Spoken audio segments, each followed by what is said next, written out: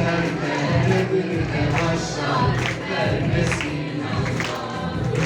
Böyle gelmiş böyle gidecek korkarım Allah. Böyle gelmiş böyle gidecek korkarım Allah.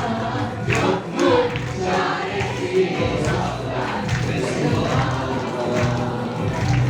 Yok mu çaresi Resulallah.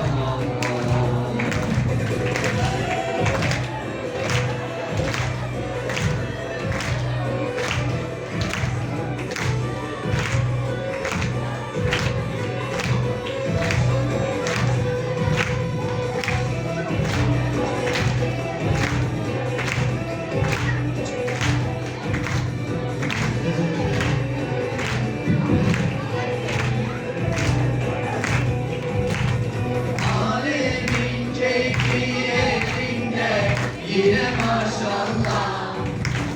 Alemin keyfi yerinde yine maşallah. Bize de bir gün kader güler güler.